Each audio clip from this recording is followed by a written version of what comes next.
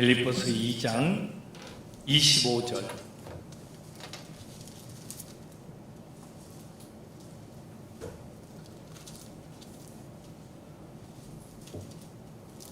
오늘 우리에게 주시는 하나님의 말씀은 빌립보서 2장 25절부터 30절 끝절까지.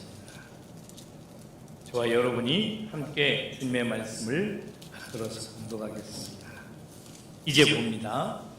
그러나 에바브로디도를 너희에게 보내는 것이 필요한 줄로 생각하노니 그는 나의 형제요 함께 수고하고 함께 분사된 자요 너희 사자로 내가 쓸 것을 돕는 자라. 그가 너희 무리를 간절히 사모하고 자기가 병든 것을 너희에게 들은 줄을 알고 심히 근심한지라. 그가 병들어 죽게 되었으나 하나님이 그를 긍휼히 여기셨고 그뿐 아니라 또 나를 긍휼히 여기사 내 근심 위에 근심을 면하게 하셨느니라. 그러므로 내가 더욱 급히 그를 보낸 것은 너희로 그를 다시 보고 기뻐하게 하며 내 근심도 덜려 함이니라.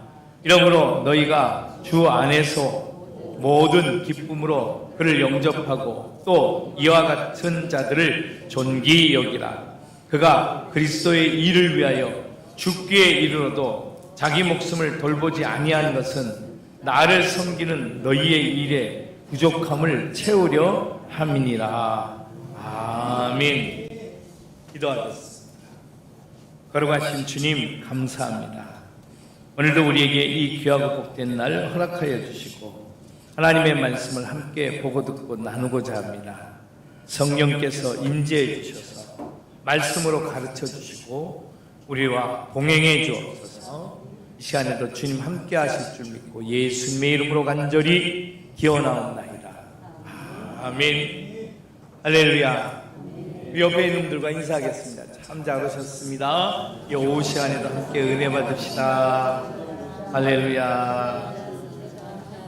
아멘. 이 빌립보서 2장은 우리에게 많은 교훈을 주는 내용으로 구성이 되어 있습니다. 앞절에서는 이제 하나님 예수 그리스도가 어떤 분이신지를 우리에게 소개합니다. 그렇게 소개하면서 그 하나님이 우리에게 주신 은혜대로 흠없는 자녀로 살라고 부탁하고 난 다음에 디모데를 이야기합니다. 그래서 우리가 19절부터 24절까지 디모데에 대한 이야기를 우리가 함께 보았습니다. 디모데는 바울에게 있어서 믿음의 아들이었습니다. 그러니까 믿음의 아들이라고 말할 정도면 수제자라는 거죠. 수제자. 그러니까 제자의 차원을 넘어서는, 여러분 어떤 사람을 아들이라고 말할 수 있을까요? 아유, 지금 내 아들이잖아 이러면 어떻게 되는 건가요? 뭐 제자 이런 차원이 아닌 거죠, 그죠? 예, 뭐 못해도 상관없어요. 그냥 내가 그와 함께 내가 믿을 만한 최고의 사람이다 이런 뜻인 거죠. 그가 디모데였어요. 그런데 이 디모데에 못지않는 바울의 동역자가 한 사람이 있었습니다. 물론 여럿이 있었지만 그 중에 디모데와 못지않는 바울의 동역자라고 꼽으면 오늘 성경에 나오는 두 번째 에바브로디도입니다. 오늘 성경의 에바브로디도는 바울이 표현하기를 그는 나를 위하여 몸에 병이 걸려도 사람들한테 이야기하지 않고 자기 병났다고 이야기하지 않고 그러면서 그 맡긴 사역을 감당했다.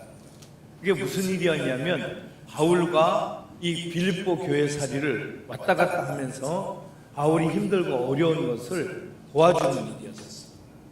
먹을 것 가지고 또한 감옥에 있을 때 영치금 같은 거 넣어주는 뭐 비슷한 거, 그러면서 바울이 살 수 있도록 감옥에서도 사역할 수 있도록 돕는 역할을 빌립보 교회가 많이 했는데 그 중간 역할을 한 사람이 바로 에바브로디도였던 거죠. 그러니까 여러분 교회에서는 얼마나 이 에바브로디도를 신뢰해요. 바울은 또 얼마나 이 에바브로디도를 신뢰했겠습니까? 그렇죠? 그 사람은 틀림없는 사람이에요. 절대로 그럴 사람이 아니에요. 그렇게 얘기할 때 바로 그 사람이 디도, 에바브로디도였던 거죠. 그래서 바울이 에바브로디도가 예를 들어서 중간에서 뭐 착복을 하거나 이런 일은 상상할 수도 없을 만큼 그 아주 비근한 얘가 자기 몸에 병이 걸렸는데 아죽게 되었을 때도 이 자기가 맡은 사명, 바울을 돌보는 그 일, 그 빌립보 교회가 공개하는 그것을 그 전달하는 사명을 이 에바브로디도는 전혀 하나도 뒤로 물러서지 않고 감당해냈던 사람이다. 우리는 그렇게 알 수가 있습니다. 이 에바브로디도라고 하는 이름에 이 에바브로디도라고 하는 이름이 헬라어의 뜻 중에 아프로디테라고 하는 의미가 있습니다. 아프로디테 아시죠? 처음 듣는 말인가요? 아프로디테.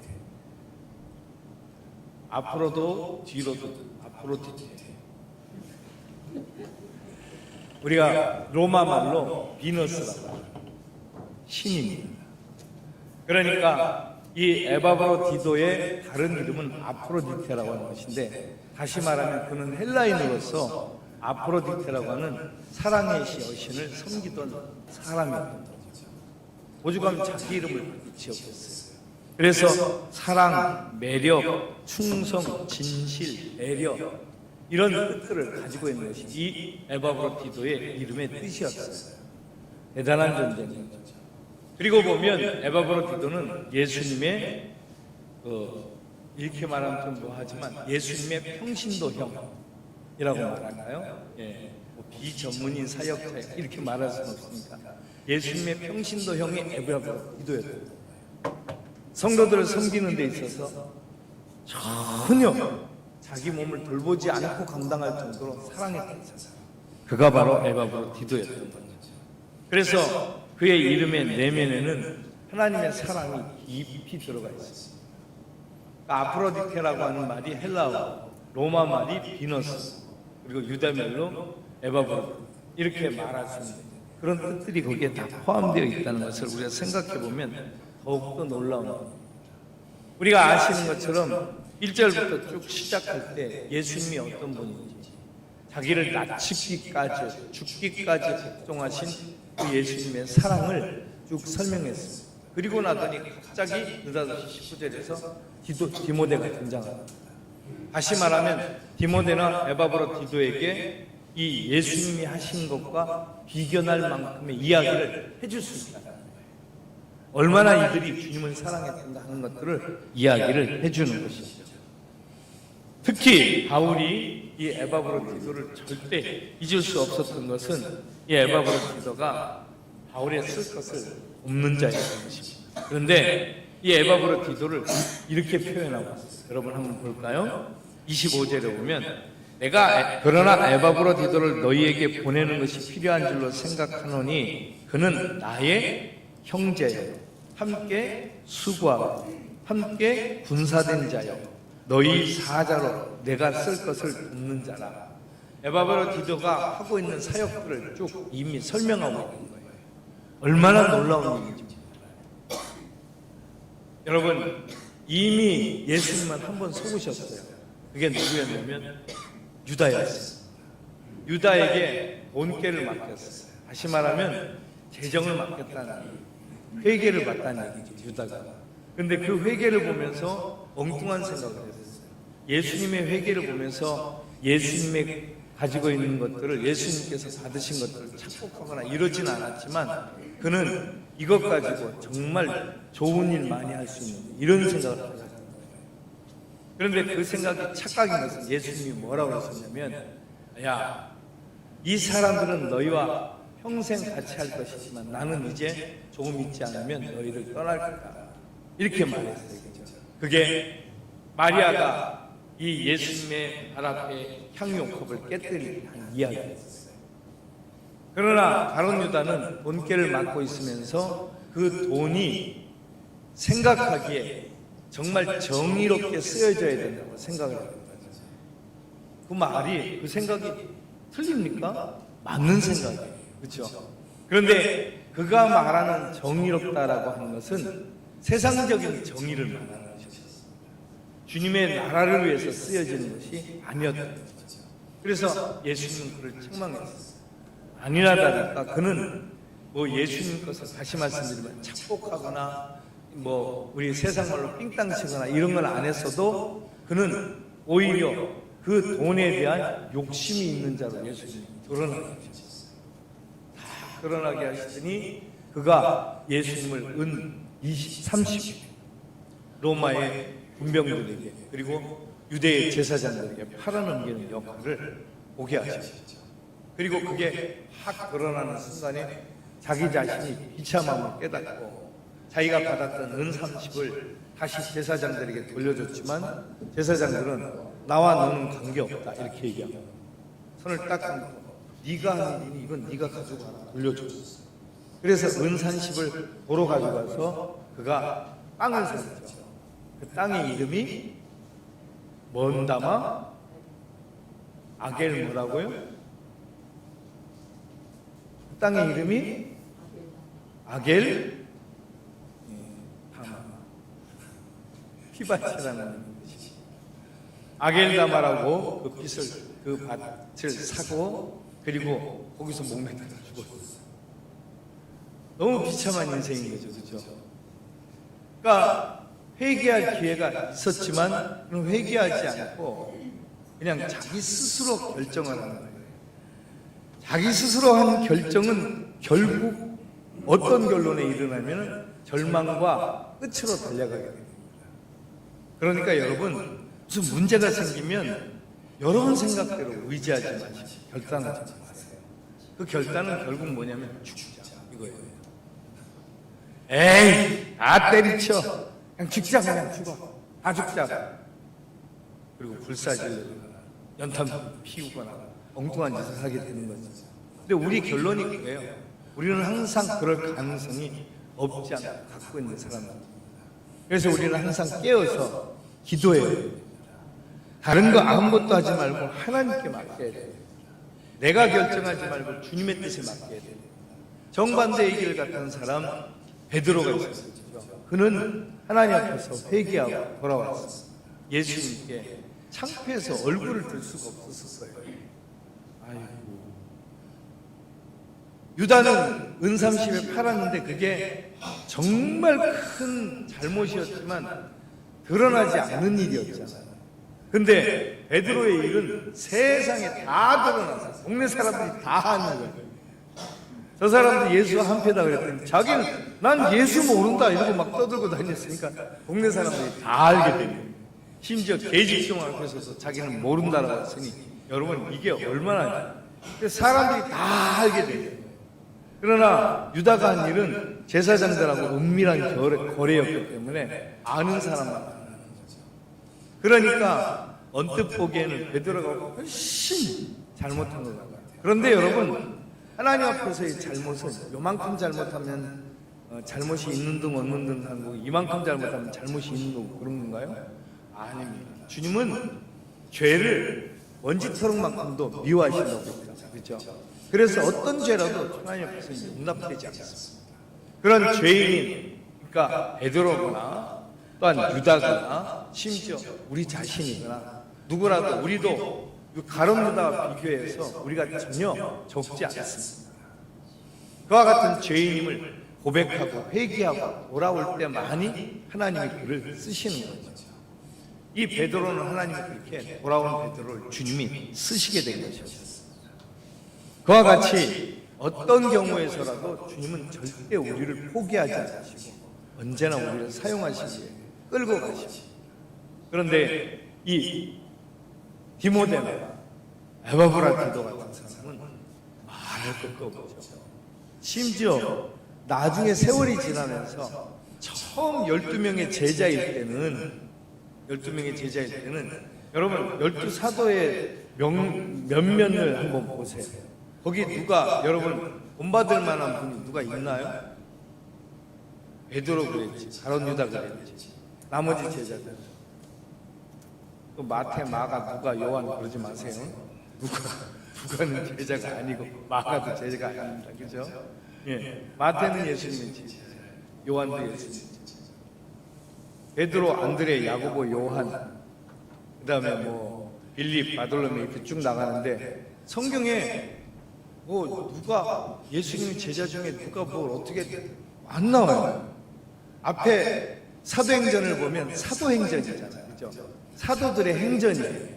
그런데 사도들의 행전 속에 나오는 사도들은 베드로가 나오고 나중에 순교한 야고보가 나오고 그러더니 13장 딱 넘어가면 그 다음부터는 누가 나오나요? 다 바울 얘기예요. 그리고 사도들의 이야기가 성경에 안 나와. 어떻게 했는지, 어떻게 사역했는지, 누굴 본받아야 되는지, 누구 말씀대로 살아야 되는지 좀 나온다 그러면 사도 요한이 요한복음과 요한 1, 2, 3서와 그리고 요한계시록을 썼기 때문에 요한에 대해서 우리가 좀 생각을 해보게 되지만 요한의 행적에 대해서 나오는 것도 아니에요. 그리고 보면 성경에 나오는 이 신약 성경에 나오는 예수님의 제자들의 행적은 오로지 베드로 이야기하고 바울 얘기하고 있어요. 그렇다고 바울은 예수님의 직계 제자가 또 아니었잖아요. 그렇죠? 그래서 우리가 누구를 본받아야 돼요? 예수님의 제자 중에 12제자 중에 조금 알 수 있는 베드로, 요한, 나머지는 없어요. 성경에. 누구? 예수님. 그런데 오늘날 우리는 그 예수님의 12제자를 최고로 치고, 그죠? 사도들을 최고로 치고 나머지 예수님의 다른 제자들 이야기를 하죠. 니고데모라든지 뭐 이런 사람들 이야기를 합니다. 그런데 예수님의 제자들에 대한 이야기는 없는데 바울의 제자들에 대한 이야기가 종종 나와요. 그 대표적인 사람이 디모데와 오늘 에바브로 디도고 오네시모라든지 여러분 아시죠? 그죠? 들어보셨죠? 오네시모? 예, 그런 사람들의 이야기가 나와요. 그 다음에 브리스길라와 아굴라, 예, 그 다음에 뭐 로마서를 전달했던 베베주. 그래서 성경에 나오는 대부분이 소개되는 사람들의 이름은 바울의 제자들, 예수님의 제자들의 이야기입니다. 그리고 보면 예수님보다 바울이 그 제자들의 훈련을 잘 시켰네. 그죠? 바울이 예수님의 제자들보다 예수님의 12제자들보다 자기 제자들 훈련을 더 잘 시켰어요. 주를 위해서 목숨 거는 사람 바울의 제자들. 그러고 보면 참 대단하다는 생각이 듭니다. 그런데 그런 거 저런 거 우리가 다 성경을 통해서 여러분 이제 읽다 보면 다 나오는 것이고, 오늘 이 에바브로 디도가 그와 같은 사람, 나의 형제다, 나와 함께 수고하면서 군사된 자다. 그래서 다시 말하면 열심히 일하고 열심히 싸우는 자다, 이런 거죠. 그죠? 군사된 자여, 너희 사자로 나의 쓸 것을 너희에게서 받아서 나에게 전달해 주는 자다. 그러니까 자기가 몸이 병들기까지 그 일을 한 사람이 바울을 위해서 무언가를 도와줄 때 그냥 했겠습니까? 자기 것도 서슴지 않았어요. 그랬던 에바브로 디도가 병들어 죽게 돼요. 그게 26절에 있죠. 그가 너희 무리를 간절히 사모하고 자기가 병든 것을 너희가 들은 줄을 알고 심히 근심한 자라. 이 에바브로 디도가 자기가 병들었는데 그 병든 것을 성도들이 알게 됐다. 그것 때문에 또 괴로워하고 얼마나 힘든 건지. 그래서 그가 27절에 보니까 그가 병들어 죽게 되었으나 하나님이 그를 긍휼히 여기셨고 그뿐 아니라 또 나를 긍휼히 여기사 내 근심 위에 근심을 면하게 하셨습니다. 무슨 얘기죠? 치료해 주셨다. 사도 바울은 이렇게 얘기합니다. 하나님께서 내 근심을 면하게 해주시려고 그 사람을 치게 됩니다. 다시 말하면 이 에바브로 디도의 병든 것은 자기가 병든 것과 큰 마음입니다. 그래서 그를 위해서 간절한 마음으로 기도할 때, 이게 여러분 이 성경 읽으면서 그런 생각 안 하세요? 아니, 바울이 근심을 했다고? 바울이 근심했대요. 바울이 근심했다는 구절이 성경에 어디 나와요? 안 나오죠, 그죠? 여기서 나와요. 뭐 때문에 근심했다고요? 에바브로 디도가 병들었어.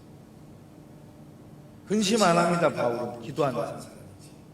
예, 기도의 사람이잖아요, 바울은. 근데 근심을 해요. 세상에. 왜 근심했냐? 에바브로가 병들었어. 와, 그러면 디모데나 에바브로디도가 바울에게는 정말 금쪽 같은 끔찍한 사람들이었던 거죠. 끔찍하게 좀 이상한데 끔찍하게 귀했던 사람인 거죠. 그렇죠? 정말 대단한 사람.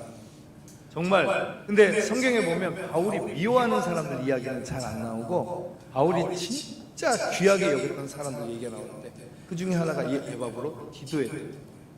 이 사람이 병들어서 죽게 되었을 때 하나님 앞에 왜 기도 안 했겠어요? 기도했죠. 근데 이가 병들었다는 얘기를 듣는 순간 바울이 어디서 들었을까요? 감옥에서 들었던 거죠.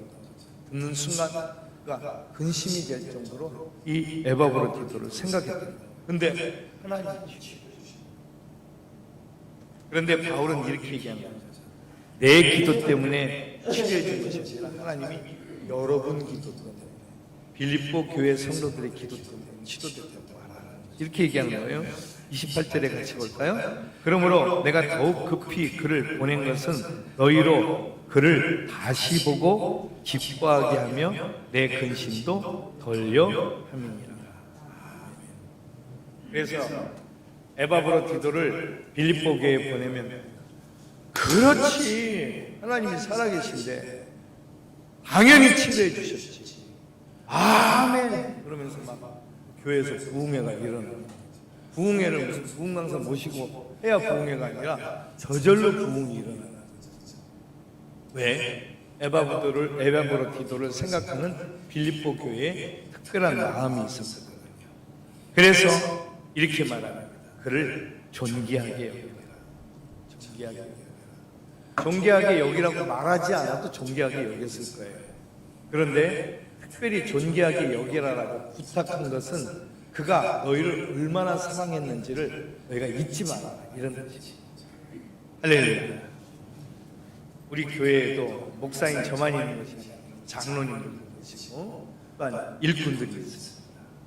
우리 장로님들이나 우리 일꾼들이 이 에바브로 디도와 같이 우리 성도들에게 정말 귀하고 복된 하나님의 일꾼들이요 또한 함께 교제하는 믿음의 동지들이 되시기를 축복합니다.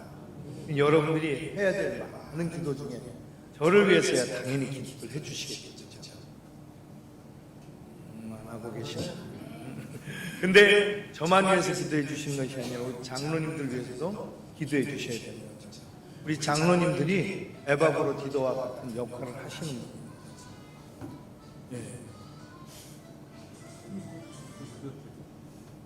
천국에서 들려오는 목소리.